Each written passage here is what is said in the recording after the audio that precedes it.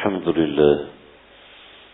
لله نحمده ونستعينه ونستغفره ونعوذ بالله من شرور أنفسنا ومن سيئات أعمالنا من يهده الله فلا مضل له ومن يضلله فلا هادي له ونشهد أن لا إله إلا الله ونشهد أن محمدا عبده ورسوله أما بعد فأعوذ بالله من الشيطان الرجيم تواضعا کریں بسم الله الرحمن الرحيم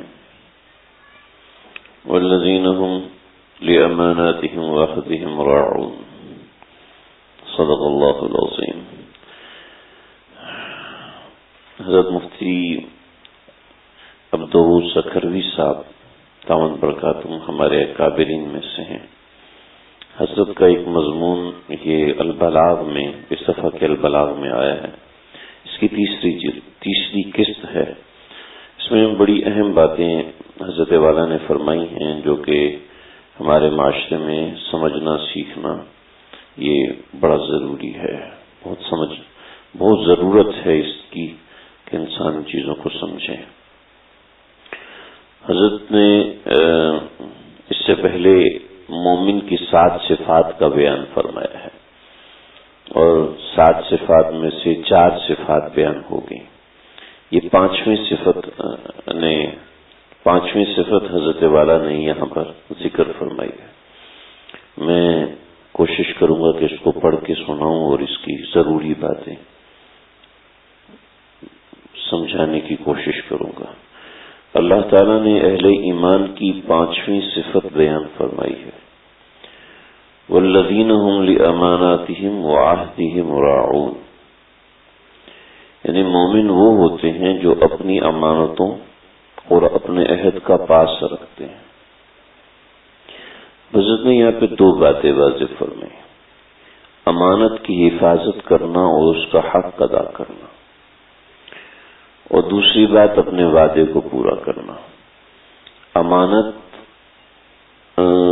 کو ہم سمجھتے ہیں کہ کسی نے میرے پاس پیسے رکھوائے اور میں نے اس کے پیسے واپس کر دیے، یہ امانت ہے.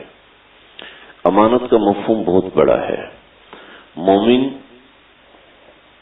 امانت کا پاس رکھتا ہے. اس کے اندر دنیا جہانوں کی کامیابیاں چھپی ہوئی ہیں. صرف روپیہ پیسہ لے کر واپس کرنا اس کا نام امانت نہیں ہے.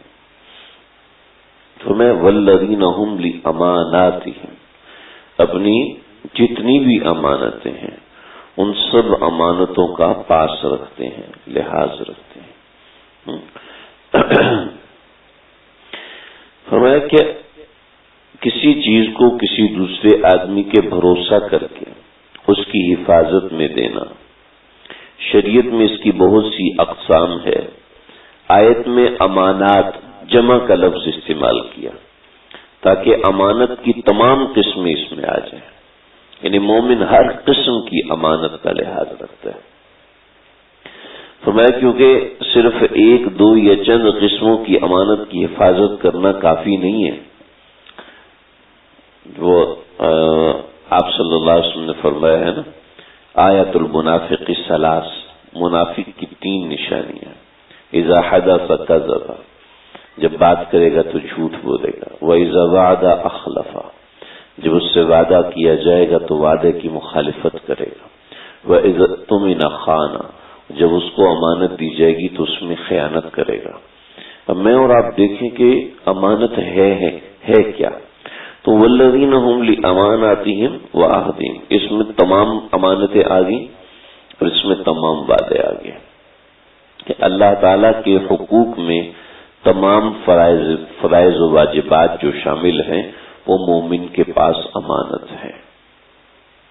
مسلمان مرد عورت پر اللہ کی طرف سے بعض چیزیں فرض ہیں، جس سے نماز فرض ہے، جس سے روزہ فرض ہے، جس سے مالدار پر حج اور زکوٰۃ فرض ہیں، اور بعض چیزیں واجب ہیں جیسے عید کی نماز فرض ہے، فطرانہ دینا فرض ہے، قربانی کے واجبات. عید کی نماز واجب ہے، فرض نہیں، واجب ہے.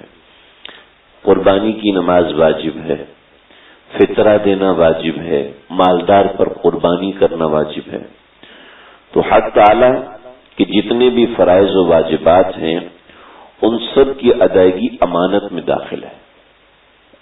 سمجھ رہے میری بات؟ جتنے اللہ کے فرائض اور واجبات ہمارے ذمے ہیں وہ مومن کے پاس امانت ہیں. والذین هم لاماناتہم وعہدہم راعون. مومن اپنے ایمان امانت کی حفاظت کرتا ہے. کہ اس میں کوتاہی کرنا امانت میں خیانت کرنا ہے. مثلا نماز فرض ہے، دن رات میں 5 مرتبے نماز ادا کرنا یہ فرض ہے.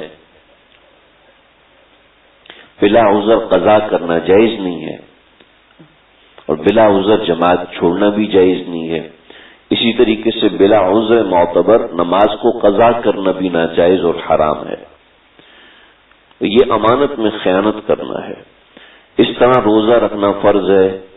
رمضان کے روزے ہر مسلمان عاقل بالغ صحت مند پر فرض ہے.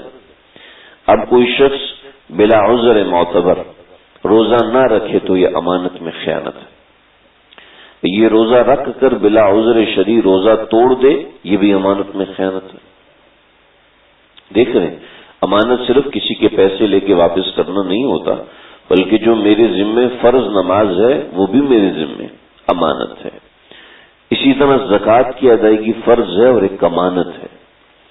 اب اگر کوئی شخص زکوٰۃ نہیں دیتا تو در حقیقت اللہ کی امانت میں خیانت کر رہا ہے. بہت سے مسلمان مرد عورت پر زکوٰۃ فرض ہوتی ہے لیکن وہ اس کی ادائیگی کا اہتمام نہیں کرتے.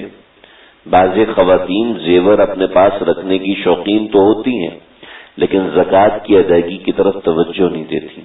حالانکہ زکوٰۃ فرض ہونے کے باوجود نہ ادا کرنا امانت میں خیانت ہے. میں حضرت کی باتیں پڑھ کے سنا رہا ہوں کہیں بات نکل نہ جائے اس لیے. لہذا فرائض کو اللہ تعالی اور اس کے رسول صلی اللہ علیہ وسلم کے حکم کے مطابق ٹھیک ٹھیک ادا کرنا یہ امانت میں داخل ہے. اس کے ساتھ بہت سی چیزیں اللہ نے حرام کی ہیں. سب سے پہلی چیز سمجھ گئے جی، سب سے پہلی چیز فرائض واجبات یہ امانت میں داخل ہے.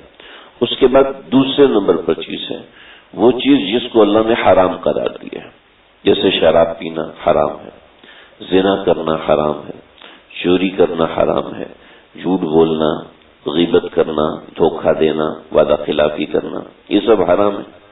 یہ سب چیزیں حرام ہیں. ان سب کا ارتکاب کرنا اللہ تعالیٰ کی امانت میں خیانت کرنا ہے. جتنے بھی ناجائز کام ہیں اگر بندہ انہیں کرتا ہے تو اللہ کے حق میں خیانت کرتا ہے. اور اللہ تعالیٰ نے قرآن مجید میں فرمایا بدنگاہی کے بارے میں یعلم خائنۃ الاعین یعلم خائنۃ الاعین وما تخفی الصدور، سورہ غافر آیت نمبر 19. وَيَعْلَمُ خَائِنَةَ الْأَعْيُنِ، اللہ تمہاری آنکھوں کی خیانت کو جانتا ہے. یعنی ناجائز کام کرنا جیسے حرام ہے ایسے بدنظری کرنا بھی آنکھوں کی خیانت ہے. اور وَمَا تُخْفِي الصُّدُورُ، اور جو تم دلوں میں چھپاتے ہو اللہ اس کو بھی جانتا ہے. تو اس آیت میں آنکھوں کی بدنگاہی کو اللہ نے خیانت سے تعبیر فرمایا، کیونکہ جو آدمی اپنے اختیار سے بدنگاہی کرتا ہے در حقیقت وہ اللہ کے حق میں خیانت کرتا ہے. امانت یہ ہے کہ جب اللہ تعالیٰ نے کسی کام کو منع فرمایا ہے تو اب اس کام سے باز رہے. سمجھ رہے؟ یعنی 3 چیزیں اللہ کی امانت ہے ہمارے پاس: فرائض، واجبات اور حرمات. بھیا میری طرف دیکھیں، بھیا میری طرف دیکھیں، مجھے سمجھ میں آتا ہے بندہ متوجہ ہے. تو دیکھو جی 3 باتیں یہ اللہ کے معاملے میں امانت ہے مومن کے پاس. اس کے بعد 3 چیزیں، اس کے بعد بہت سی چیزیں ایسی ہیں جو لوگوں کے حقوق کے حوالے سے ہمارے پاس امانت ہوتی ہے. امانت چھوٹا سا کام نہیں، امانت بہت بڑا شعبہ ہے دین کا. حقوق اللہ کے بعد حقوق العباد ہیں جس میں ماں باپ کے حقوق، اولاد کے حقوق، شوہر اور بیوی کے حقوق، پڑوسیوں کے حقوق، عام مسلمانوں کے حقوق وغیرہ. ان میں سے کچھ فرض ہیں اور کچھ واجب ہیں. ان حقوق کی رعایت کرنا امانت میں داخل ہے. اس میں کوتاہی کرنا امانت میں خیانت ہے. اب اس کی مختلف صورتیں. کوئی آدمی اپنی کوئی قیمتی چیز دوسرے کے پاس حفاظت کے لیے رکھوائے، جیسے لوگ مکان اور دکان کے کاغذات، زیورات یا نقد رقم یا کوئی اور چیز قیمتی رکھوا دیتے ہیں. بعض اوقات اس کے عوض میں قرض بھی لے لیتے ہیں، یعنی وہ قیمتی چیز رہن کے طور پر رکھوا دیتے ہیں. تو جس کے پاس وہ قیمتی چیز رکھی گئی ہے اس کے لیے ضروری ہے کہ اس کی حفاظت کرے. جب مالک طلب کرے تو اس وقت وہ چیز بعینی ہی لوٹا دے. یہ امانت کا ادا کرنا ہے. اس کے برخلاف اس امانت کو مطالبے پر بر وقت واپس نہ کرنا یہ خیانت کہلاتا ہے. یہ صورت تو سب جانتے ہیں. اس میں ایک اضافہ کر دوں، کسی شخص نے آپ کے پاس 1,00,000 روپیہ رکھوایا ہے، تو اب اس 1,00,000 روپے کا چینج لے لیتے ہیں اور اپنی طرف سے 1,00,000 روپے کا بندھا ہوا پیسے جو ہے وہ 5-5 ہزار کے وہاں رکھ دیتے ہیں. یہ جائز نہیں ہے، بالکل بھی جائز نہیں. کسی نے آپ کے پاس جو رقم امانت رکھوائی ہے وہی رقم آپ کو واپس کرنا ضروری ہے.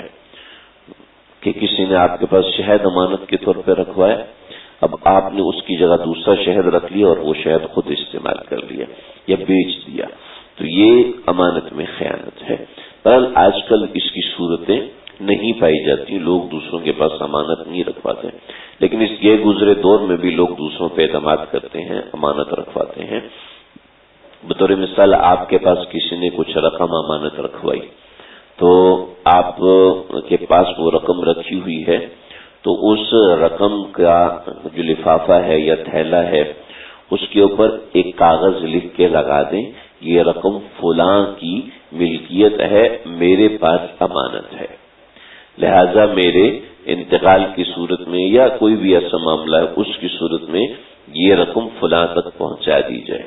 ایسا نہ ہو کہ اولاد یہ سمجھے کہ یہ پیسے تو ابا کے ہیں اور وہ استعمال کر لے، اور جس نے امانت رکھوائی ہے وہ تو اعتماد میں ملائیشیا گیا ہوا ہے، وہ اعتماد کر کے کسی دوسرے ملک میں گیا ہوا ہے. تو جس کے پاس کوئی چیز امانت رکھوائی جائے اس کو چاہیے کہ وہ امانت کے حوالے سے اس نوعیت کا معاملہ کرے. تو یہ ہے کہ مالک کی اجازت کے بغیر امانت کو استعمال کرنا. میں اسی طرح مالک کی اجازت کے بغیر اس امانت کا استعمال کرنا بھی خیانت ہے، کیونکہ امانت رکھوانے والے نے وہ چیز آپ کے پاس حفاظت کے لیے رکھوائی ہے، استعمال کرنے کے لیے نہیں. البتہ اگر وہ استعمال کی اجازت دے دے تو استعمال کرنا جائز ہے. تو اس سے خوش ہو رہا ہے، میں بتاتا ہوں ابھی آپ کہ آج کل امانت میں خیانت کی بہت سی صورتیں ہمارے معاشرے میں پھیلی ہیں. امانت والی چیز کو خود آدمی استعمال کرتا ہے اور دوسروں کو استعمال کرنے کے لیے بھی دیتا ہے. اس میں گاڑی، کپڑے، زیور وغیرہ تمام چیزیں شامل ہو گئی. اسی طرح بہت سی چیزیں مرمت وغیرہ کے لیے کاریگروں کو دی جاتی ہیں، جیسے چشمہ ہے، گھڑی ہے، موٹر سائیکل ہے، مشین ہے، موٹر ہے. بعض کاریگر وہ چیزیں اپنے استعمال میں لے آتے ہیں یا اپنے دوستوں اور عزیزوں و اقارب کو استعمال کے لیے دے دیتے ہیں. یہ جائز نہیں ہے بلکہ خیانت ہے. میرے ایک دوست، ان کی گاڑی ایک مکینک کے پاس کھڑی ہوئی تھی، تو گاڑی ان کی بڑی تھی. مکینک کہا یار یہ گاڑی تو میں پوری رات لگے گی اس کو، تو انہوں نے لے لی. اب جب انہوں نے اپنا ٹریکر چیک کیا تو وہ گاڑی تو کہیں نازم آباد میں گھوم رہی تھی. تو اس کو فون کیا، بھائی گاڑی کی طرح کھڑی ہے، کہاں کھڑی ہے صحیح سے بتاؤ. کہا کیوں بھائی؟ کہا میرا ٹریکر مجھے بتا رہے کہ نازم آباد میں گھوم رہی ہو، تم تو ادھر رہتی یونیورسٹی روڈ پہ. وہ کہنے لگا بھائی بات یہ ہے نا کہ وہ ایک شادی پہ جانا تھا تو میں چاہ رہا تھا کسی بڑی گاڑی پہ جاؤں، تو تمہاری گاڑی میں نے روک لی، تھوڑا سا کام تھا لیکن تمہاری گاڑی روک لی. کہتا ابھی تو دل چاہتا میں ٹریکر سے اس گاڑی کو بند کر دوں، پھر تو ہل زور لگا لے جیسے مرضی. تو یہ خیانت ہے، یہ خیانت ہے اور خاص نفاق ہے. آج کل مکینک قسم کے لوگ اس نوعیت کی چیزیں جی، چونکہ ٹیسٹ ڈرائیو ضروری ہے، ٹیسٹ ڈرائیو کے پیچھے وہ پورا حیدرآباد گھوم کے آتے ہیں. اسی کی گاڑی کا آئل ہے، اسی کی گاڑی کا انجن ہے. یہ بالکل ناجائز ہو رہا ہے. اسی طرح خیانت کی ایک صورت یہ بھی ہے کہ کسی نے برتن میں کوئی کھانا وغیرہ بھیجا، اب یہ برتن بھیجنے والے کی امانت ہے. ہمارے معاشرے میں یہ رواج عام ہو رہا ہے، ایسے برتنوں کو واپس ہی نہیں کیا جاتا، انہیں اپنے استعمال میں لایا جاتا ہے، جبکہ اصل حکم یہ ہے کہ اس برتن کو واپس کرو. ہمارے گھر میں ہمارے مسجد افسر میں تھے تو کسی نے کھانا دیا، تو اس کے برتن کو، اس کا برتن کسی جگہ رکھا تو اس میں کوئی ملتی ہوئی چیز ڈال دی، کوئی کھانے کی چیز ڈال دی، تو میں نے گھر والوں کو خوب سنا، میں نے کہا یہ تو امانت ہے، اس کا برتن ہے، اس کو واپس کرنا ضروری ہے۔ تو میرے گھر والوں نے ان کو بتایا، تو انہوں نے کہا بھی ہمارے برتن جب بھی آپ کے گھر میں ہے آپ کو استعمال کی اجازت ہے۔ تو کسی کا حضرت میں نے اپنے اکابرین کو دیکھا کہ میں سجگری میں گھی لے کے گیا، تو میں نے سجی کہنے لگا بھی یہ جو گھی جس برتن میں ہے یہ برتن واپس کرنا ضروری ہے، جو صحیح ہو جائے تو بہت اچھا ہو جائے۔ تو سجی نے فوراً اس برتن کو خالی کر کے وہ ڈبہ مجھے دھلوا کے واپس کیا۔ کئی مرتبہ ایسا ہوا، کئی مرتبہ ایسا استاد پسند کرتے تھے بھی پنجاب کا گھی مل جائے، وہاں کا ساگ مل جائے، جب بھی دیکھا انتہائی ان چیزوں کا خیال رکھنے والے۔ تو تقویٰ صرف یہ نہیں سر پہ ٹوپی پہن لی، برقع پہن لیا۔ اسی طرح استعمال کی چیزیں جو مانگ کر استعمال کی جاتی ہیں، جیسے استری، پنکھا، یہ سب چیزیں بھی امانت ہیں، استعمال کے بعد انہیں اسی حالت میں واپس کرنا ضروری ہے۔ بعض لوگ مانگی ہوئی چیزوں کو بڑی بے دردی اور بڑی بے توجہی سے استعمال کرتے ہیں، جس سے وہ چیز خراب ہو جاتی ہے، اور یہ امانت میں خیانت ہے۔ میں گاؤں میں گیا، ظاہر ہے گاؤں میں ایسے معاملات ہوتے ہیں، سب کچھ تو نہیں ہوتا، تو میں اپنے ساتھی کی موٹر سائیکل لے کے گیا، تو اس نے بڑی خوش دلی سے دے دی، بہت خوش دلی سے دی، میں لے کے گیا، جو سامان لانا تھا والدین کے لیے وہ لے کر آیا، اس کو واپس دی، بڑا خوش ہوا۔ پھر 2 دن کے بعد ہمارے ایک رشتہ دار انہوں نے مانگی، کہنے لگا کوئی نہیں، پنچر ہو گیا، کہ میں پنچر لگوا لوں گا، کہا نہیں وہ ٹائر پھٹیا ہوا ہے، سیدھی طرح بات کر تو انہیں نہیں دینی، کہا نہیں صحیح ہوتی دے دیتا میں۔ تو جب اٹھ کے میں نے کہا تو جھوٹ بولتا ہے، شرم نہیں آتی؟ اور ہمارے فلاں رشتے دار ہیں، ماموں ہیں اور یہ ہے وہ، ان کو ایسے منع کر رہے ہو، تو مجھے بھی تم ایسی دی، تم نے مجھے بھی ایسی دی ہوگی۔ کہا نہیں، تم نے جب موٹر سائیکل لے کر گئے اور واپس لے کر تو تم ٹینکی بھر کے دی، وہ میری پورے ہفتہ چلے گی۔ تو ایسے کسی کو میں بڑی خوش دلی سے دیتا ہوں، اور یہ جو لے کے جائیں گے چاٹ کے واپس کریں گے، انگلی سے صاف کر کے واپس کریں گے، وہاں سے یہ پیدل چل کے آئیں گے۔ پچھلی 5-6 دفعہ سے ایسے ہو چکے، لہذا میں پہلے کے دور جی آتی کے دور ٹائر پنچر ہے جی، میں نہیں دے سکتا۔ تو ایسا معاملہ ہوتا ہے۔ ہمارے ایک ساتھی تھے ماشاءاللہ، ان کے پاس گاڑی تھی، اور والدین نے گاڑی لے کے دی ہوئی تھی دونوں بھائیوں کو، تو منہ بنا ہوا ہے، کہنے لگا یار سر جی گاڑی لے کے گیا، ہم نے بھی دے دی، سر یہ ٹنکی بھر کے دیں گے، سر یہ ٹنکی خالی کر کے دے دی۔ ایسا ہوتا ہے کہ کسی سے کوئی چیز لینے کا کوئی ادب بھی ہوتا ہے، اگر کسی سے کوئی چیز لی ہے تو اس کو اس کے حساب سے کچھ نعم البدل بھی دیا جائے۔ ایسا نہیں وہ جیسے ماں نے کہا بیٹا دیکھو ہمارے ساتھ والے ہم سے ان سے کہو کہ کھانے کا پکانے والا چمچہ دے دیں، تو انہوں نے دے دیا، کہا بیٹا ہم سے کہ نمک ختم ہو گیا، نمک بھی لے آؤ۔ وہ گیا تو انہوں نے کہا نمک تو نہیں ہے، پھر کہا اگلے سے پوچھو، اگلے سے پوچھو، پھر پچھلے سے پوچھو، سب سے پوچھا، کسی کے پاس نمک نہیں تھا۔ کہتا بیٹا کتنے گھٹیا لوگ ہیں، نمک جو اپنی کھڑکی سے نمک نکال کے لوگ برتن میں ڈالتے، کھانے میں ڈالتے۔ تو آج کل ایسے اعتبار ہو چکے ہیں کہ لوگ کسی کی مدد کرنے کو تیار نہیں ہوتے۔ کیا وجہ ہے؟ وجہ اس کی ہے کہ وہ ضرورت کو ایسے اکسا کے بڑھاتا ہے۔ صحابہ کرام کیسے تھے؟ بھوک لگی ہے کچھ مل جائے گا گھر میں تو دے دی، ایک سیری پکائی ہوئی تھی وہ دے دی، اگلے کے پاس، پھر اگلے کے پاس، پھر تو 7 گھروں سے گھوم کے سیدھے واپس اسی صحابی کے گھر میں آ گئی۔ کیا ہے کہ وہ دوسروں کی ضرورت کو اپنی ضرورت پہ ترجیح دیتے تھے۔ اگر آج کوئی دے گا دوسرے کی ضرورت کو اپنی ضرورت پہ ترجیح تو وہ بھوکا بھی ہو جائے گا، ننگا بھی ہو جائے گا، ٹھیک، کیونکہ وہ ہماری وہ معاشرت ہی نہیں رہی کہ صرف ضرورت مند مانگے۔ آپ یقین کریں، ایک تھوڑا سا 2 منٹ کے لیے ایک جگہ پہ بائک روکو یا گاڑی روکو، وہاں 4 مانگنے والے آ جاتے ہیں۔ کیا ہے کہ ضرورت مند کی پہچان ہی نہیں رہی، چنانچہ معاشرتی خرابیاں پیدا ہوتی۔ اسی طرح خیانت کی ایک اور صورت ہے، یہ بڑی اہم بات، بہت اہم بات، سننے اس کا دل کے کان کھول کے سننے والے.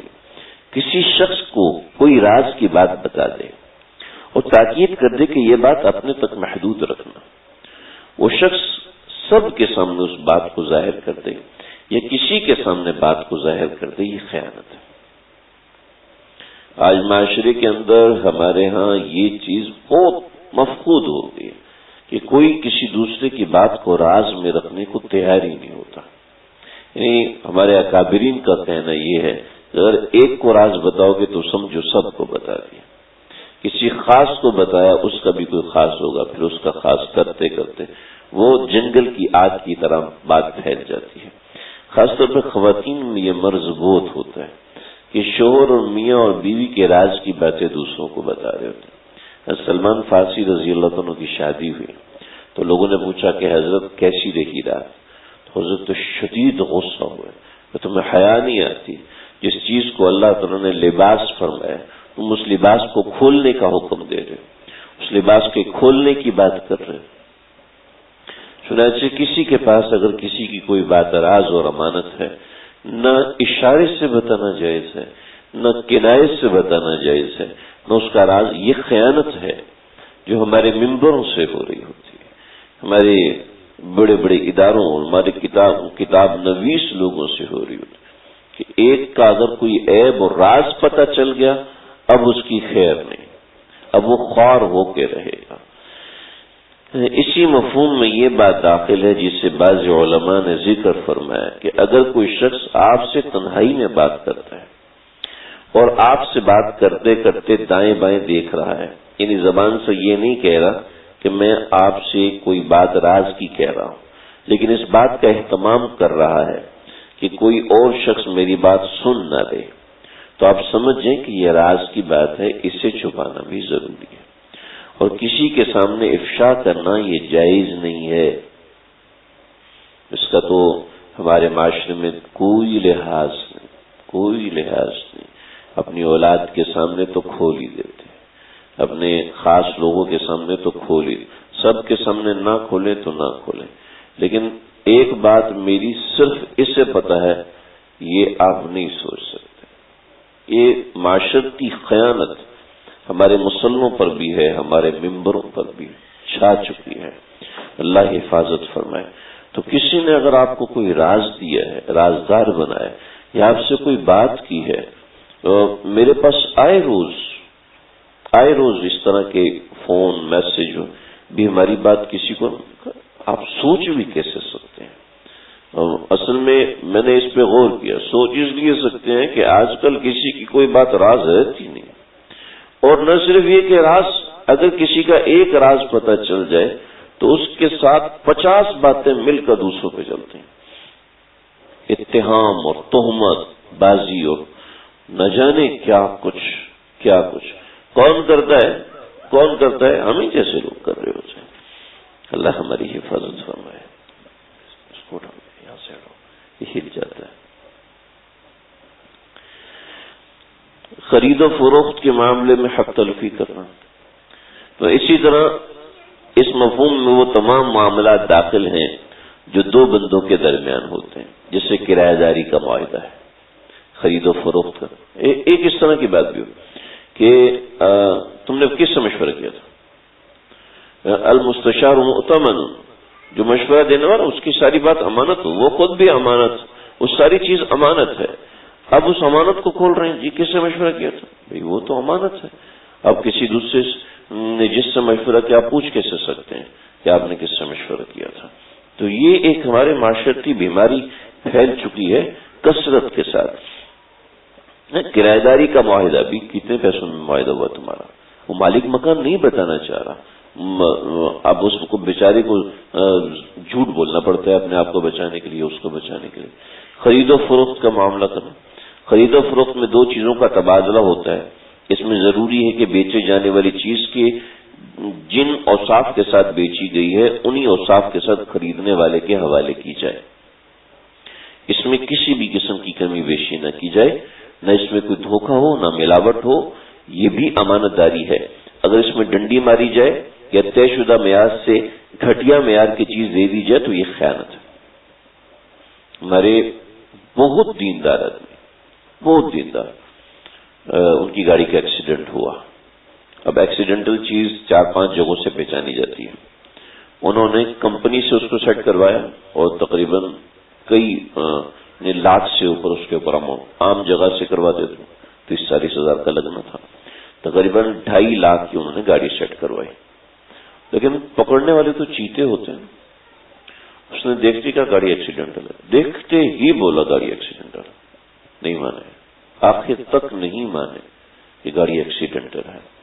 اور مجھے جس بندے نے بتایا وہ بتاتے ہوئے رو پڑے، لگے میں تو اس کے ایسا تھا جیسے میں اس کا مرید ہوں۔ میں نے خیانت دیکھی، میں حیران رہے، مجھے انہوں نے نام نہیں بتایا، خیانت دیکھی تو میں حیران رہے کہ کیا ہے، گاڑی میں نے آپ کے ساتھ صحیح کری، آپ مان ہی نہیں رہے کہ گاڑی ایکسیڈنٹل ہے۔ کیا ہوا 1 لاکھ روپے مہنگی بکی، بس اگر ایکسیڈنٹل ہوتا تو 1-1.5 لاکھ روپے کم پیسے ملتے، لیکن صرف 1-1.5 لاکھ کی وجہ سے ایک آدمی ایسی خیانت کر رہا ہے سودا بیچنے میں، سودا خریدنے میں۔ صاف صاف بولو کہ بھئی یہ ایسی چیز ہے آپ استعمال کر سکتے ہیں، یہ ایسی چیز ہے آپ اس میں یہ عیب ہے، اس میں یہ مسئلہ ہے۔ مارکیٹ میں گیا اور وہاں چوکیدار سے میں نے کہا کتنے عرصے سے؟ 17 سال سے چوکیدار ہوں۔ میں نے کہا کوئی ایماندار کمپیوٹر والا ہے؟ کہتے نہیں، البتہ کوئی کم بے ایمان ہے اس کا بتا سکتا ہوں۔ حیرت کی بات، اللہ اکبر، یہ ہماری معاشرتی تباہی ہے۔ ہم قصوروار حکمرانوں کو ٹھہراتے ہیں، اصل میں ہماری معاشرت اتنی چھوٹی چھوٹی چیزیں ہمیں نہیں سمجھ میں آتی، ہم کیسے چلیں ان کے کاریگروں سے۔ اسی طرح کاریگروں سے پیسے دے کر چیزیں بنوائی جاتی ہیں۔ مثلا کسی کی سائیکل خراب ہے، وہ سائیکل والے سے مرمت کرواتا ہے، جس کے لیے سائیکل مثلا 1 دن کے لیے اس کے پاس چھوڑنا پڑتی ہے۔ اب وہ یہاں اس طرح محنت ہے، دوسری طرف سے پیسے ہیں، ایک طرف سے محنت ہے، دوسری طرف سے پیسے ہیں۔ یہ معاہدہ بھی امانت ہے۔ جس نے سائیکل مرمت کرنے کا وعدہ کیا، اس نے 2 چیزوں کا وعدہ کیا ہے، ایک یہ کہ اس سائیکل میں جو خرابی ہے وہ دور کرے، دوسرے یہ کہ اس کام کو وقت مقررہ پر کرے۔ لیکن مرمت کرنے والے بہت ڈنڈیاں مارتے ہیں، پیسے اصلی پرزوں کے لے جاتے ہیں، جبکہ نقلی اور پرانی اور 2 نمبر چیزیں لگا دیتے ہیں۔ یہ امانت میں خیانت ہے، اور اسی طرح وقت مقرر کی پابندی نہیں کی جاتی، یہ بھی خیانت ہے۔ لہذا کام بھی صحیح اور پورا کرنا چاہیے، اور وقت پر پورا کرنا چاہیے۔ آپ دیکھیں جتنی ملٹی نیشنل کمپنی ہے کیا کرتے ہیں، جو اوپر لکھا ہوتا ہے وہی اندر ہوتا ہے۔ اور ہماری چیزوں کا، ہمارے کاروبار کا معیار نیچے کیوں ہے؟ اس لیے کہ ہم اپنے معیار کے مطابق کام نہیں کر رہے ہوتے۔ جو لفافے کے اوپر لکھا ہے اس کے اندر اتنا وزن نہیں ہوتا، جو لفافے کے اوپر وزن لکھا ہے اس کا وزن اوپر نہیں ہوتا۔ کئی ہمارے جاننے میں ہے مٹھائی والے حضرات بتاتے ہیں جی ڈبے کا وزن مٹھائی کے اندر ہی تولا جائے، بتا دیا بس ٹھیک۔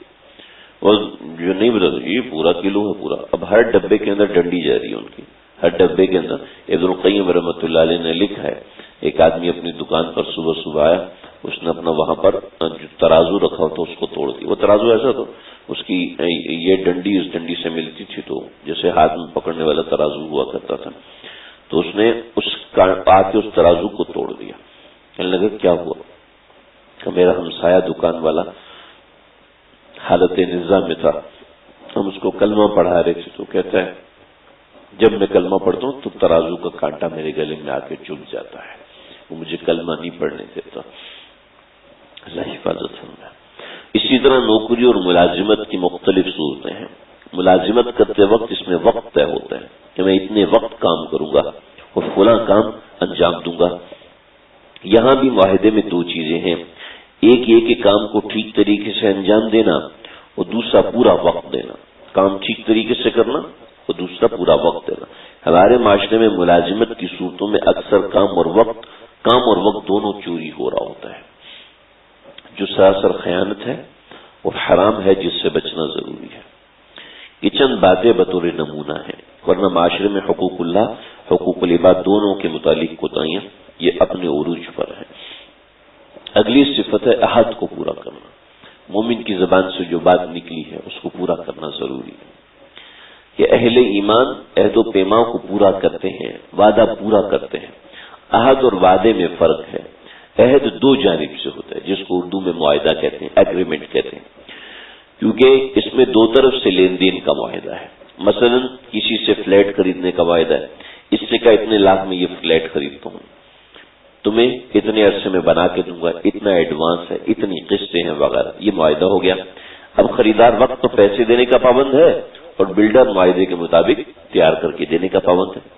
وعدہ ایک طرفہ ہوتا ہے کہ وہ کہتے ہیں میں یہ کام فلاں وقت کر دوں گا، مثلا میں کل شام آپ سے ملنے کے لیے اتنے بجے آؤں گا، یہ معاہدہ نہیں بلکہ یہ وعدہ ہے، ٹھیک ہے، اس کی پاسداری بھی ضروری ہے۔ حضرت نے چند باتیں بیان فرمائی بہت زبردست۔ عہد اور وعدے میں فرق یہ ہے، عہد اور معاہدے میں ایک فریق دوسرے فریق کو عہد کرنے پر بذریعہ عدالت مجبور کر سکتے، یہ فقہی مسئلہ ہے، اس کو چھوڑیں۔ آج کل ہمارے بازار وعدہ خلافی سے بھرے ہوئے ہیں۔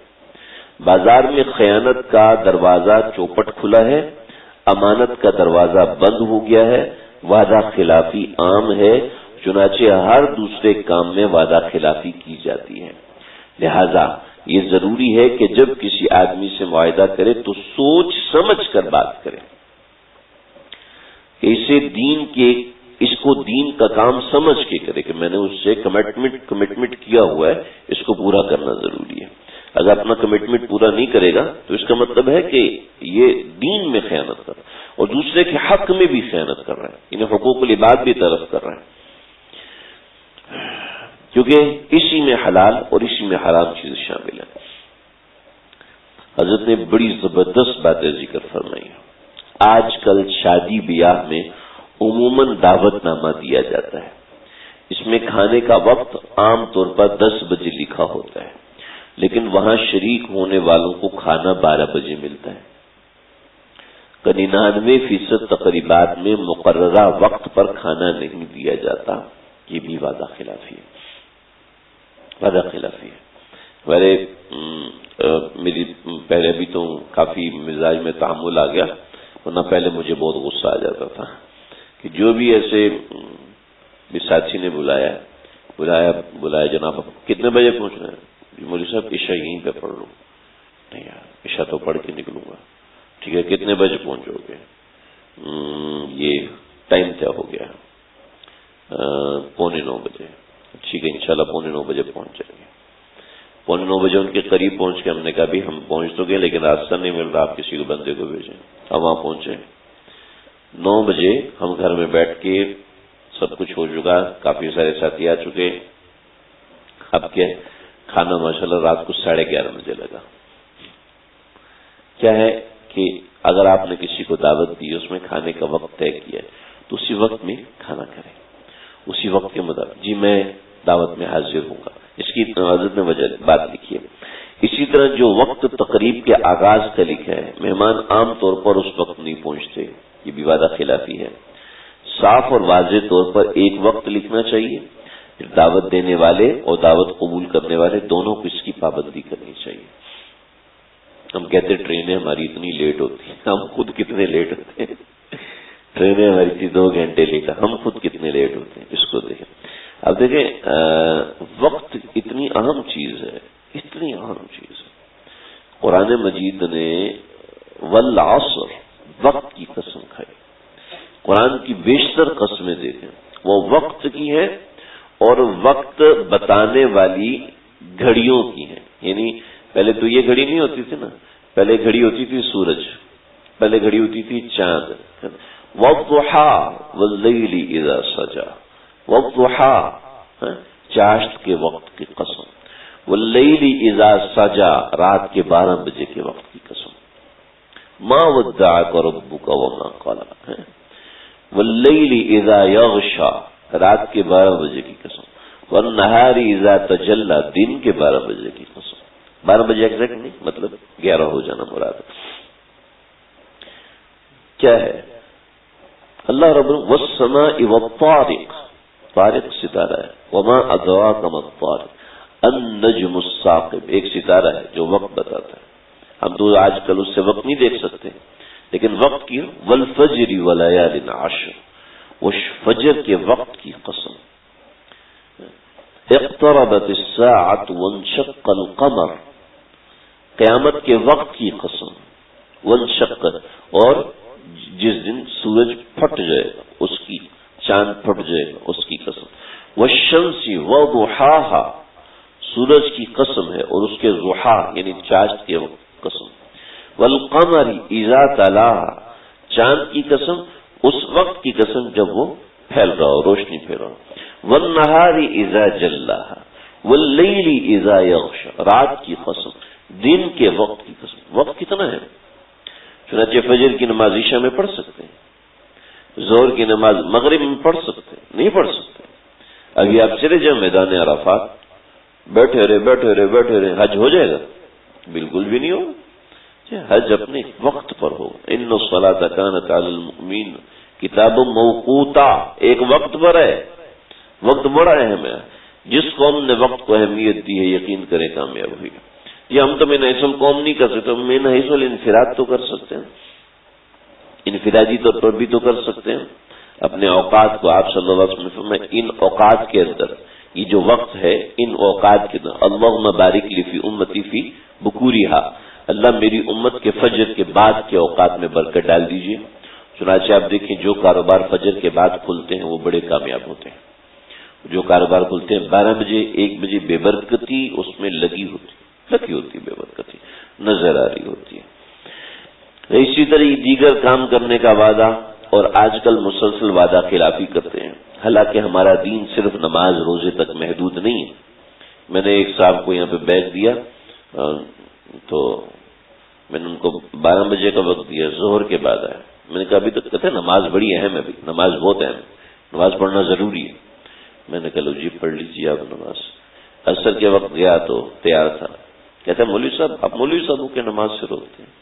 میں نے کہا جی غلط ہی ہو گیا، وہ جو 12 بجے کا آپ نے وعدہ کیا تھا، اصل میں ہم نے سفر پہ نکلنا تھا، 5-6 بجے ہم نے نکلنا تھا، اس لیے میں ہم نے نکلنا تھا۔ میں نے کہا بھائی یہ کیا طریقہ جو آپ نے وقت دیا ہے، نماز بھی تو فرض ہے اور نماز تو 1:30 بجے، آپ نے 12 بجے کا وقت لیا تھا مجھ سے۔ تو یہ ایسے معاملات ہیں کہ ہم نے اس کو سمجھ، العدۃ الدین دین، فرمایا کہ وعدہ تمہارے ذمہ قرض ہے، موجم الاوسط کی روایت ہے، وعدہ تمہارے ذمہ قرض ہے، لہذا جیسے قرض ادا کرنا ضروری ہے وعدے کا نبھا بھی ضروری ہے۔ اور مسلمانوں نے اس کا بڑا پاس رکھا ہے۔ ہرمزان ایک سردار تھا جو مسلمانوں کو بڑا اس نے نقصان پہنچایا تھا، ہرمزان نے، اور بڑی تکلیفیں پہنچائی تھی جنگوں میں، مسلمان اس کے مقابلے میں آ کے تتر بتر ہوئے۔ ہرمزان پکڑا گیا تو حضرت عمر نے فرمایا کہ ہاں اسلام قبول کرتے ہو؟ کہا نہیں جی نہیں کرتا، اسلام قبول نہیں کروں۔ حضرت عمر نے فرمایا ٹھیک ہے اس کو قتل کر دو۔ تو اس نے پانی منگوایا تو اس کا ہاتھ کانپنے لگا، یوں کانپنے لگا۔ تو کہنے لگا کیوں گھبرا رہے ہو؟ کہا مجھے لگتا ہے کہ آپ یہ پانی مجھے پینے نہیں دیں گے، جیسے پینے لگوں گا تو آپ میرا سر قلم کروا دیں گے۔ تو کہنے لگا نہیں تم یہ پانی پی لو، جب تک تم یہ پانی نہیں پیتے ہم تمہیں قتل نہیں کریں گے۔ تو رمضان نے اسی جگہ پر وہ پیالہ ریت پہ گرا کے کہا کہ کیا ہوا؟ تو میں نے پانی گرا دیا، اور آپ نے فرمایا کہ جب تک تم یہ پانی نہیں پیو گے تمہیں قتل نہیں کیا جائے گا، پانی تو میں نے بہا دیا، لہذا آپ مجھے قتل نہیں کر سکتے۔ اور مسلمان وعدہ خلافی نہیں کرتا۔ حضرت میں فرمایا اس کو آزاد کر دو، فوراً کہا اس کو آزاد کر دو۔ تو ہرمزان جیسا سرکش کہتے ہیں اشہد ان لا الہ الا اللہ واشہد ان محمدا عبدہ ورسولہ۔ کا کیا مطلب؟ کا مطلب یہ ہے کہ جس دین میں اپنی زبان کی اتنی پابندی کہ سامنے بیٹھے ہوئے دشمن کو آپ کچھ نہیں کہہ رہے، وہ دین کتنا سچا ہوگا، حقیقی ہوگا۔ تو کیا ہوا، ایک حکمران مسلمان ہوا اور اس کے پیچھے اس کی پوری قوم مسلمان ہوئی۔ کیا ہے؟ ایک وعدے کی پاسداری تھی۔ بدر کے اندر مسلمان آ رہے تھے تو 2 صحابہ کرام، غالباً حضرت حذیفہ اور ایک اور صحابی، یہ دونوں آ رہے تھے تو کفار نے پکڑ لیا۔ تو انہوں نے کہا کہ ہم تمہارے خلاف جنگ نہیں لڑیں گے، ان کو پتہ بھی نہیں تھا، وہ جنگ بدر تو ہوئی ایکسیڈنٹل ہے نا، ہم تمہارے خلاف جنگ نہیں لڑیں گے، ہمیں جانے دو۔ انہوں نے جانے دیا.